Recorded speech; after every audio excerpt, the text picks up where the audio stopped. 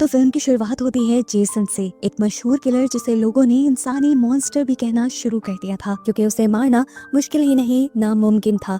उसके पीछे वजह क्या थी, ये जानने के लिए आखिर यूएस मिलिट्री उसे पकड़ने में कामयाब हो जाती है। उसे ज्यादा देर तक क्योंकि पकड़े रखना मुमकिन नहीं था, इसीलिए साइंटिस्ट रिसर्च फैसिलिटी के अंदर उसे केमिकल्स के जरिए फ्रीज कर देते हैं और एक गार्ड को उस पर नजर रखने के लिए बिठा देते हैं। लेकिन उसकी नजरें गार्ड को काफी तंग कर रही थी, इसीलिए गार्ड ने उसके ऊपर पर्दा डाल दिया। रिसर्च फैसिलिटी के अंदर ही हम साइंटिस्ट रोवन को भी देखते हैं, जिसे जेसन पर रिसर्च करने का आइडिया बकवास लगता है, क्योंकि इस दौरान में बहुत से लोगों के मारे जाने का डर था। वो सीनियर साइंटिस्ट से जाकर बात करती है और कहती है कि अगर अब जेसन पकड़ा ही गया है तो हमें उसे मार देना चाहिए। पर सीनियर साइंटिस्ट उसे समझाते हैं हमें बस जेसन की इतने बड़े बड़े जख्मों को जल्दी हील करने वाली एबिलिटी पर रिसर्च करनी है, और यही एबिलिटी अपने सोल्जर्स के अंदर डालनी है, जिससे हमारी आर्मी और भी ज्यादा स्ट्रॉन्ग हो जाए। अपना मकसद पूरा हुए बगैर ही जेसन को मार देना कोई भी अक्लमंदी नहीं है। अब वो रोवन को छोड़कर खुद ही जेसन के पास चले जाते हैं अपने बहुत सारे सोल्जर्स को लेकर। लेकिन ये देखकर वो हैरान हो गए कि उस पर्दे के पीछे असल में जेसन था ही नहीं, बल्कि उन्हीं का सोल्जर था। इससे पहले कि वो उसे कहीं ढूंढ पाते, एक पर्दे के पीछे से जेसन निकल आता है और धड़ाधड़ करके यहाँ लोगों को बेरहमी से मारना शुरू कर देता है। सभी सोल्जर्स उसे रोकने के लिए उसके ऊपर फायरिंग शुरू कर देते हैं, लेकिन किसी भी गोली का उस पर कोई असर नहीं था। जेसन को जिस चैन से बांधा गया था, उसी चैन को घुमाते हुए वो उस सोल्जर को भी पकड़ लेता है जो उसके ऊपर गोलियां चला रहा था, और यहाँ दूसरी तरफ अपने हाथ में पकड़े हुए चाकू से वो दूसरे सोल्जर को भी मार देता है। जैसे ही सारे सोल्जर मर जाते हैं, वो साइंटिस्ट जो यहाँ के खड़ा हुआ था वो बहुत ही ज्यादा डर जाता है और यहाँ से भागने की कोशिश करता है, लेकिन जेसन पीछे से अपना चाकू घुमाते हुए उसकी तरफ फेंकता है, जो साइंटिस्ट की बॉडी में पीछे से स्टैब होते हुए उसे भी मार देता है। अब यहाँ पर कोई नहीं बचा था। बाहर खड़ी रोवन को बस चिल्लाने की आवाजें आ रही थी। वो डर गई थी इससे पहले कि अंदर जाती फैसिलिटी का दरवाजा तोड़ते हुए एक सोल्जर उसके सामने गिरता है, जो मरने की स्टेज पर था, और वो रोवन को भाग जाने को कहता है, क्योंकि अब जेसन शिकारी नजरों से रोवन को देख रहा था। वो उसी सोल्जर की गन लेते हुए बहादुरी से जेसन पर शूट करती रहती है और उसे पीछे चलने पर मजबूर करती है। पीछे होता हुआ जेसन एकदम से उसी पॉड में चला जाता है जहाँ उसे फ्रीज किया जाता था। बिना वक्त गवाए दोबारा रोवन उस पॉड को भी जल्दी से लॉक करने की कोशिश कर रही थी कि तभी जेसन ने उस पॉड के अंदर से ही अपने चाकू को जोर से बाहर निकाला, जिससे पॉड टूटकर चाकू रोवन की बॉडी के अंदर स्टैब हो गया। ये पॉड भी एक्टिवेट हो चुका था और इसमें से भी अब फ्रीजिंग गैस बाहर निकलने लगी थी, जिससे जेसन फ्रीज होने लगा। गोलियों की आवाज की वजह से पहले ही ये पूरी की पूरी फैसिलिटी लॉक होने लगी थी, और इससे पहले कि रोवन यहाँ से बाहर निकल जाती, ये फैसिलिटी पूरी तरह सील हो जाती है। यहाँ कोई भी पॉड की गैस को बंद करने वाला रहता ही नहीं। पॉड के अंदर से जो जेसन ने चाकू चलाया था, उसकी वजह से पॉड की गैसेस बाहर भी निकलने लग जाती हैं और कुछ ही देर में पूरी फैसिलिटी में फैल जाती हैं, और ऐसे रोवन भी उन्हीं गैसेस की वजह से यहाँ पर फ्रीज हो जाती है। खैर, अब सीन कट हो जाता है और हमें आज से 450 साल का वक्त दिखाया जाता है। पता चलता है कि ये पूरी दुनिया इंसानों के पिलाई पोल्यूशन की वजह से तबाह हो चुकी है और अब इस दुनिया पर कोई भी नहीं रहता। सारे इंसान एक दूसरे प्लैनेट पर शिफ्ट हो चुके हैं, जिसे अर्थ 2 के नाम से जाना जाता है। 445 साल बाद अर्थ 2 से एक टीम इस अर्थ को विजिट करने के लिए आती है, क्योंकि इन्हें दोबारा अर्थ को ठीक करने के तरीके ढूंढने हैं और साथ ही साथ इस अर्थ के बारे में बहुत कुछ जानना भी है।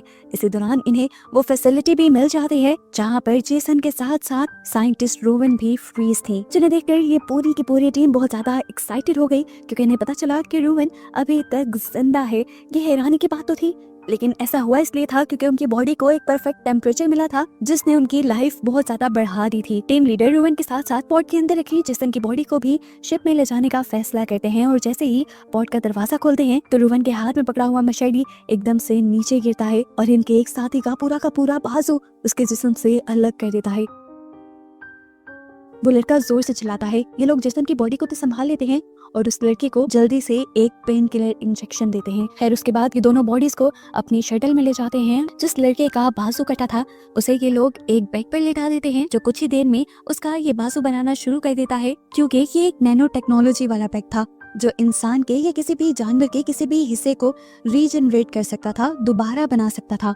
जबकि दूसरी तरफ हमें रूवन 1 को दिखाया जाता है लैब 1 के अंदर। उसके बहुत सारे स्कैन करने के बाद उसे भी नैनो टेक्नोलॉजी वाले बेड पे लिटाया गया था और उसे दोबारा होश में लाने की कोशिश की जा रही थी। जबकि लैब 2 के अंदर जेसन के ऊपर रिसर्च हो रही थी और ये देखकर सब लोग बहुत ज्यादा हैरान थे कि जेसन की बॉडी के अंदर एक बहुत छोटा सा दिमाग था जो उसकी बॉडी को चला रहा था। यहाँ पर ये साइंटिस्ट जेसन की आंख का सैंपल निकालती है जो बहुत ही बुरे तरीके से खराब हो चुकी थी। दूसरी तरफ हम देखते हैं कि रोमन को भी होश आ जाता है और होश में आते ही नए लोगों को अपने करीब देखते ही वो पैनिक कर जाती है और यहाँ पर साइंटिस्ट को थप्पड़ भी लगा देते हैं और साइंटिस्ट उन्हें काम डाउन करते हैं और सिचुएशन समझाने की कोशिश करते हैं कि वो इस टाइम फ्यूचर में है और रिसर्च लैब में है क्योंकि पिछले 450 साल से वो बेहोश थी।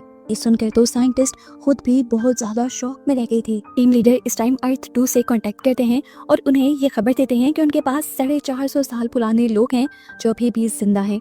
उनको लगता था कि वहाँ के लोग इन्हें देखने के लिए बहुत सारे पैसे देंगे, लेकिन वहाँ पर बैठा हुआ इंसान इन्हें ये बताता है कि पुराने लोगों को जिंदा करने की टेक्नोलॉजी अब काफी आम हो चुकी है। इन चीजों को देखने के लिए या किसी पुराने इंसान को देखने के लिए कोई पैसा नहीं देगा, तुम इन्हें अपनी रिसर्च में ही इस्तेमाल करो। हाँ, अलबत्ता जेसन उस टाइम का एक बहुत बड़ा किलर था जिसे मारना नामुमकिन था। उसकी बॉडी देखने के लिए शायद लोग थोड़ी सी एक्साइटमेंट दिखाएं। दूसरी तरफ हम दोबारा उसी साइंटिस्ट को देखते हैं जो जेसन के ऊपर रिसर्च कर रही थी। उसे जैसे ही जेसन का मास्क उठाया उसका चेहरा देखने के लिए तो वो बुरी तरह से जला हुआ था और वो बहुत ही ज्यादा डरावना दिख रहा था। इसलिए वो उसका मास्क दोबारा रख देती है उसके फेस पर और उसके छोटे से ब्रेन पर रिसर्च करने लग जाती है। इस दौरान उसे एक दो मर्तबा शक भी होता है कि जैसे जेसन होश में आ रहा है, लेकिन वो उसे अपना वहम समझकर इग्नोर कर देती है क्योंकि जेसन मरा हुआ था। लेकिन हमें दिखाया जाता है कि सच में जेसन का हाथ हिल रहा है, यानी वो जिंदा हो रहा है, क्योंकि इस टाइम जेसन को इन्होंने नैनो टेक बेड पे लिटाया हुआ था, जिस नैनो टेक बेड ने उसके अंदर दोबारा से जान भर दी थी। एकदम से उसे किसी के उठने की आवाज आती है और जैसे ही वो पीछे मुड़कर देखती है तो सच में जेसन अब उस बेड पर नहीं था। उसने इधर उधर देखा तो एकदम से जेसन ने उसे पीछे से काबू कर लिया। वो उसे मारने लगा था। अपने आप को बचाने के लिए ये लड़की बाहर आवाज देने की कोशिश पे करती है, लेकिन कोई उसे सुन नहीं पाता। अब जेसन उसे बालों से पकड़कर लिक्विड नाइट्रोजन के अंदर डुबा देता है, जिसकी वजह से उसका मुंह फ्रीज हो जाता है। जिसके बाद जेसन उसकी मुंह को बाहर निकाल के एक टेबल के ऊपर स्मैश कर देता है, बिल्कुल तोड़ देता है और इस तरह इस लड़की की मौत हो जाती है। जिसके बाद जेसन यहाँ से अपनी नशेड़ी उठाता है और दूसरे लोगों को मारने के लिए निकल जाता है, जो उसका पुराना काम है। जबकि दूसरी तरफ अब हमें टीम लीडर को दिखाया जाता है जो भी साइंटिस्ट थे और इस टाइम रोवन के पास खाना लेकर आए थे। खाना देते हुए ये लोग बातें करते हैं और टीम लीडर जेसन के बारे में पूछते हैं तो रोवन बताती है कि वो एक बहुत ही खतरनाक किलर है जिसे मारना मुमकिन नहीं, क्योंकि वो बड़े से बड़े जख्म को भी खुद ब खुद हील करने की पावर रखता है।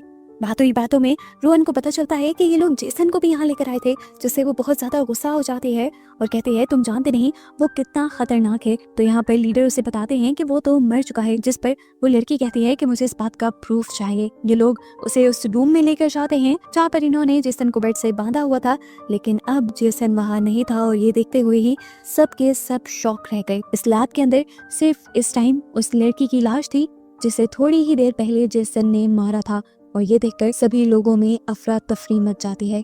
यहाँ के गार्ड जल्दी से इस पूरी लैब में लॉकडाउन लगाने को कह देते हैं और सबको लैब 1 में शिफ्ट होने को कहते हैं जहाँ पर रोवन को रखा गया था।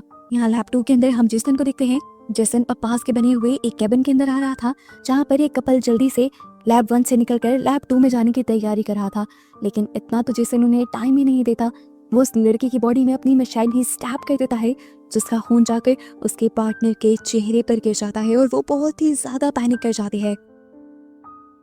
जेसन उस लड़के को खींचते हुए यहाँ से दूर ले जाता है और वो लड़की पैनिक होते हुए सब लोगों के पास आती है और उन्हें बताती है कि जेसन ने कितनी बेदर्दी से उसके पार्टनर को स्टैब किया था। अब गार्ड को भी समझ आ गई थी कि जेसन कितना खतरनाक है, इसलिए वो अपनी पूरी फोर्स को ऑर्डर दे देता है जेसन को पकड़कर मारने का। लेकिन यहाँ का जो टीम लीडर था वो जेसन को मारना नहीं चाहता था, क्योंकि जेसन को अर्थ 2 पर ले जाने पे उसे बहुत सारे पैसे मिलने थे। वो गार्ड को भी ऑफर करता है कि उसमें से आधे पैसे तुम ले सकते हो। गार्ड बजाय तो उसकी बात मान लेता है क्योंकि वो लीडर था, लेकिन फिर अपने रूम में जाने पर सभी सोल्जर्स को दोबारा जेसन को मारने का ऑर्डर दे देता है, क्योंकि वो जानता था कि जेसन का जिंदा रहना बिल्कुल ठीक नहीं। सीन कट होकर यहाँ पर हमें दिखाया जाता है कि 2 सोल्जर्स इस टाइम बड़े बड़े मॉन्स्टर से लड़ रहे थे।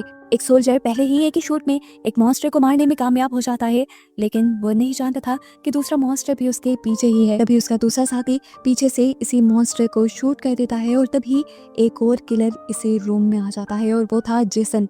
जेसन पकड़कर यहाँ सभी लोगों को मारता जा रहा था। ये किलर कहाँ से आया था, इसे देखकर ये सब लोग कंफ्यूज हो गए थे, क्योंकि इस टाइम ये लोग एक गेम खेल रहे थे और गेम में ही मॉन्स्टर को मार रहे थे और इस गेम में जेसन नाम का कोई किलर तो था ही नहीं।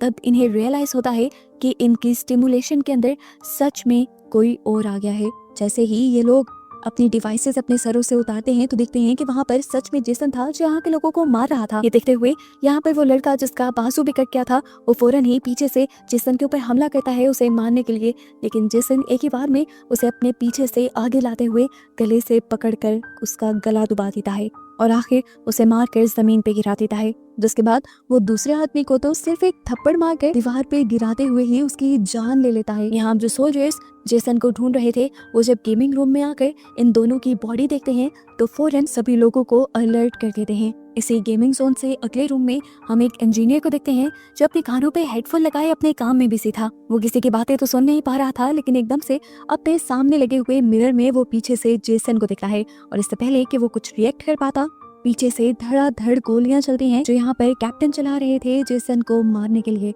इतनी सारी गोलियां लगने के बाद ये लोग समझ रहे थे कि जेसन मर गया होगा, लेकिन गोलियों की तबाही खत्म करते ही ये लोग देखते हैं कि जेसन तो वहाँ से भाग चुका था और यहाँ पे अब इंजीनियर भी नहीं था। हैरान परेशान ये लोग अब जेसन को ढूंढने लग जाते हैं, जबकि जेसन इन्हीं के रूम में था और खामोशी से लोगों को मार रहा था।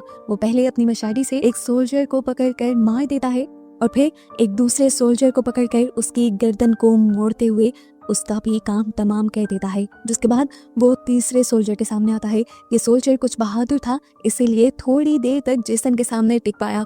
उसने जेसन को 2-3 हिट भी किए, लेकिन ज्यादा फायदा नहीं हुआ क्योंकि जेसन ने एक पंच मारते हुए ही उसे नीचे गिराया और वो मर गया। अब जैसे ही आगे बढ़ने वाले सोल्जर्स को इन सोल्जर्स की बॉडी दिखती है तो वो फौरन अपने कैप्टन को इस बारे में बताते हैं और कैप्टन उन्हें जल्द ही आगे बढ़ते हुए अपना मिशन कंप्लीट करने को कहते हैं, यानी जेसन को मारने को कहते हैं। अपने बॉस का ऑर्डर मिलते ही वो लड़की आगे की तरफ बढ़ती है और जेसन को ढूंढ ही रही होती है, लेकिन जेसन तो उसके पीछे था जो एकदम से उसकी गर्दन पे अपनी मशाली रखते हुए उसकी गर्दन काट देता है। वो लड़की उसी टाइम मरती नहीं बल्कि रेडियो से अपने साथियों को मदद के लिए बुलाती है। वो मदद खुद को जिंदा रखने के लिए नहीं मांग रही थी बल्कि जेसन को पकड़ने के लिए मांग रही थी और ऐसा करते ही वो खुद मर गई। उसकी लोकेशन बताने की वजह से यहाँ पर एक और सोल्जर आया जिसके हाथ में एक बहुत ही एडवांस गन थी। वो इस गन से बार बार शूट करते हुए जेसन को पीछे की तरफ चलने पर मजबूर कर देता है और आखिर जेसन एक हुक के ऊपर गिरता है जो इन्हीं का लगाया एक ट्रैप था। दूसरा सोल्जर फौरन ही मशीन से उस हुक को ऊपर कर देता है और ये सब लोग इस बात का जश्न मनाते हैं कि इन्होंने जेसन को पकड़ लिया।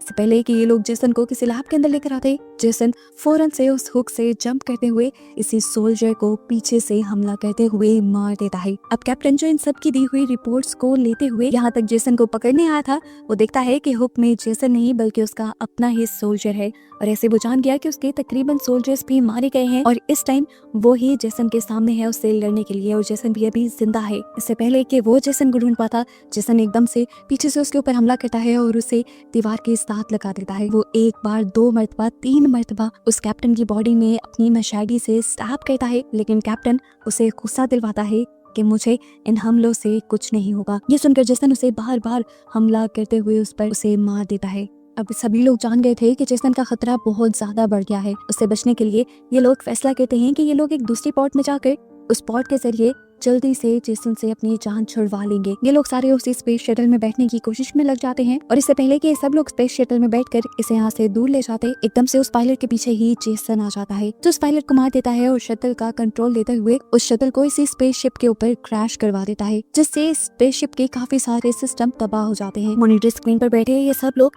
अपनी स्पेसशिप की तबाही देख रहे थे। ये जानते थे कि 15 से 20 मिनट के अंदर अब इन लोगों की भी जान चली जाएगी। लीडर अपने कम्युनिकेशन ऑफिसर से कहते हैं कि यहाँ पर आसपास कोई दूसरी शिप होगी, उसे मदद के लिए बुलाओ, लेकिन पता चला इन्हें कि उस शिप को भी यहाँ तक आने में 20 मिनट लग जाएंगे और इनके पास सिर्फ 15 मिनट थे। अभी ये लोग बात ही कर रहे थे, यहाँ पर कोई जोर जोर से इनका गेट बजाने लगा। ये सभी लोग डर गए।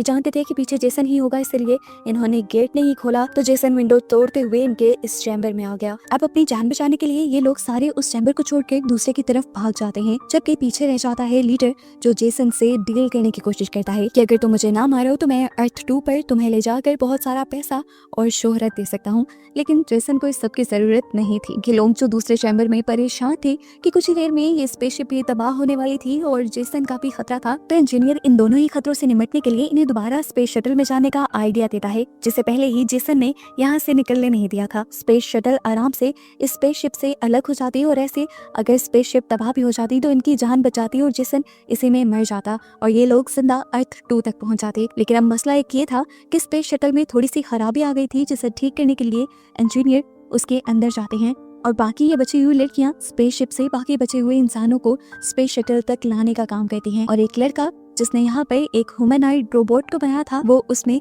थोड़ी सी मॉडिफिकेशन करने लग जाता है ताकि उसे और भी ज्यादा ताकतवर बनाया जा सके। यहाँ रोवन स्पेस शटल की तरफ जाते हुए एक सोल्जर को मरा हुआ देख लेती है और उसकी गन को उठा लेती है कि अगर उनके सामने जेसन आ गया तो ये लोग उससे लड़ पाए। यहाँ पर रोवन को किसी की सांस लेने की भी आवाज आ रही थी। उसे लग रहा था कि यहाँ पर कोई जिंदा है, जिसे वो चेक करना चाहती थी, लेकिन उसके साथ ही लड़कियां डरी हुई थी। वो उन दोनों लड़कियों को स्पेस शटल की तरफ जाने को कहती है और खुद जब आगे बढ़कर चेक करती है तो ये कैप्टन था जिसे पूरी तरह जेसन मार नहीं पाया था। उसकी हालत अब ज्यादा खराब हो रही थी, वो बिल्कुल मरने ही वाला था। लेकिन रोवन उससे कहती है कि तुमने हिम्मत नहीं हारनी, मैं थोड़ी ही देर में तुम्हें यहाँ से लेने के लिए आऊंगी और हम लोग अर्थ 2 की तरफ निकल जाएंगे। रोवन अब अपने दूसरे साथियों के पास जाती है और उनसे रिक्वेस्ट करती है कि हमें कैप्टन को इस शटल तक लाना होगा, जबकि दूसरी तरफ हमें दिखाया जाता है कि इन्हें सिग्नल भी मिल जाते हैं कि इंजीनियर ने स्पेस शटल को ठीक कर लिया है। इससे पहले कि ये सब लोग शटल की तरफ बढ़ते, शटल के अंदर हमें दिखाया जाता है कि कोई पायलट का कटा हुआ सर एकदम से ले आया है इंजीनियर के सामने, और ये कोई नहीं है बल्कि जेसन ही है, जो अब इंजीनियर को भी पकड़कर यहाँ पर बने इलेक्ट्रिकल स्पाइक्स के साथ मार मार कर उसको भी जान से खत्म कर देता है। ये देखते हुए शटल के दूसरी तरफ मौजूद एक लड़की बहुत ज्यादा डर जाती है और किसी को भी शटल में लाए बगैर इस शटल का दरवाजा बंद कर देती है। हालांकि सब उसकी मिन्नतें करते रह गए कि उनको भी अंदर आने दो, लेकिन उसने किसी की बात नहीं सुनी और शटल को प्री मैच्योर ही लॉन्च कर दिया, जिसकी वजह से शटल उन्हीं की स्पेसशिप से टकरा कर तबाह हो गई। इन सबको लग रहा था कि जेसन स्पेस शटल के अंदर ही मारा गया, लेकिन वो तो अब इसी स्पेसशिप के अंदर था और इन तीनों के सामने आ चुका था। इन्हें लगा कि अब मौत इनके सामने है और इन्हें कोई नहीं बचा सकता, लेकिन तभी इनका चौथा साथी इनके पास आ जाता है जिसने अपने रोबोट को मॉडिफाई कर लिया था। उसके पास अब ऐसी गन्स थी जो किसी को भी मार सकती थी और ये इस टाइम जेसन से लड़ने के लिए पूरी तरह तैयार थी। लेकिन इनका ऐसा सोचना इनके लिए बेवकूफ़ी था, क्योंकि जेसन जैसे ही अपनी मशारी उसके M14 की तरफ फेंकता है तो वो रोबोट पहले ही वार में गिर जाती है। अब उसे चेक करने के लिए जैसे ही जेसन उसके पास जाता है तो एकदम से KM14 होश में आ जाती है और उसके ऊपर शूट करना शुरू कर देती है। बेहोश होना तो उसका सिर्फ नाटक था जेसन को अपने करीब लाने के लिए। उसने अपनी हाई पोटेंसी गन से जेसन को ऐसा शूट किया था कि जेसन उड़ते हुए यहाँ से दूर जाकर गिरा था, जिसके बाद ये रोबोट एक बड़ा सा जंप करती है, जेसन के पास पहुंचकर उसे दोबारा अपनी गन से बार बार शूट करने लग जाती है। यहाँ जेसन भी अपने आप को एक दो मरतबा उठाने की कोशिश तो करता है, लेकिन ये रोबोट अपने पाँव से किक करते हुए उसे बार बार गिरा देती है और इस दौरान भी उस पर शूट करती ही रहती है। अब इस रोबोट ने जेसन को दूर फेंका था, वो उसके ऊपर जंप करके उसके सर पर बंदूक रखते हुए उसके दिमाग को खत्म करने चाहती थी, लेकिन तभी जेसन ने नीचे से उसके ऊपर वार कर दिया और ये रोबोट गिर गई। इससे पहले कि जेसन अब रोबोट को खत्म कर देता, पीछे से कैप्टन अपनी धुआंधार एंट्री करते हैं और जेसन के कंधे में एक चाकू स्टैब करते हुए उसे कुछ मिनट के लिए कमजोर कर देते हैं और इतनी ही देर में उस रोबोट को टाइम मिल जाता है रिकवर करने का। KM14 दोबारा उसके ऊपर वार करती है और उसे मार मार कर यहाँ से दूर करने की कोशिश करती है। अब वो अपनी गन से ही इस चैम्बर का दरवाजा तोड़ते हुए उसे लैब 1 में भेज देती है, जहाँ पर वो नैनो टेक्नोलॉजी वाले बेड थे, जिस एक बेड के साथ जेसन भी टकरा जाता है। आखिर में KM14 उसके सर को शूट करते हुए उसे भी मारने में कामयाब हो जाते हैं। फाइनली जेसन को मारने में ये लोग कामयाब हो चुके थे, ये लोग बहुत खुश थे। KM14 अपनी जीत का जश्न मनाने के लिए जेसन की ही मशारी उसकी बॉडी में फेंक कर स्टैब कर देती है। फाइनली अब ये सब लोग एक बड़े खतरे से जान बचा चुके थे। नैनो टेक्नोलॉजी वाले बेड पर लिटा देते हैं और उसे हील करना शुरू कर देते हैं और तभी दूसरी स्पेसशिप वाले इनसे कांटेक्ट कर लेते हैं कि वो इनके करीब ही हैं और इन्हें रेस्क्यू करने के लिए आ रहे हैं। लेकिन शिप को जितना आने में यहाँ टाइम लगता, उस टाइम तक तो ये वाली शिप तबाह हो जाती तभी रूवन इस पूरी शिप का मैप देखती है और उसे पता चलता है कि इस शिप में एक ऐसा भी एरिया है जो आराम से इस शिप से अलहदा हो सकता है और उस चैम्बर में जाकर ये लोग अपने आप को सेफ भी कर सकते हैं। बिना वक्त ज़ाया के ये लोग उस चैम्बर की तरफ बढ़ जाते हैं, जबकि लैब 1 में हमें दिखाया जाता है कि जेसन जिस नैनो टेक्नोलॉजी वाले बेड के ऊपर मरा था वो बेड अभी भी एक्टिवेट था और उस पर तो किसी ने ध्यान दिया ही नहीं था। इसी बेड ने जेसन को हील करना शुरू और उसके कटे हुए बॉडी पार्ट्स की जगह लोहे के पार्ट्स देना शुरू कर दिए, जिससे वो एक इंसान और एक रोबोट का कॉम्बो बन गया और पहले से ज्यादा खतरनाक बन गया।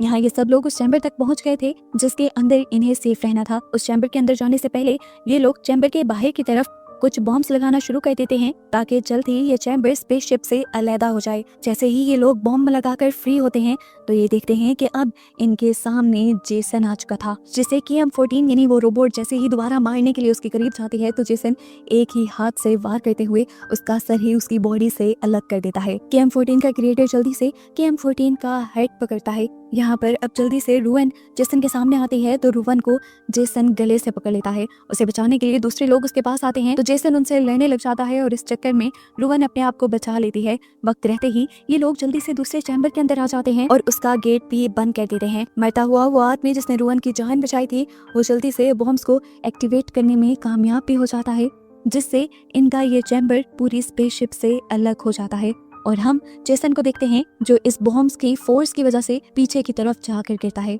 यहाँ अब एक नई स्पेस शटल भी आ गई थी इन लोगों को रेस्क्यू करने के लिए। इन्हें लग रहा था कि इनकी जेसन से जान छूट गई, लेकिन ये नहीं जानते थे कि जेसन अभी भी इनके चैम्बर के पास ही था, जो बाहर से पंच करते हुए इनके चैम्बर को तोड़ देता है और वैक्यूम प्रेशर की वजह से हर चीज यहाँ पर उड़कर बाहर की तरफ निकलने लग जाती है। तेजी से इनका ये चैम्बर भी तबाह होने लग जाता है।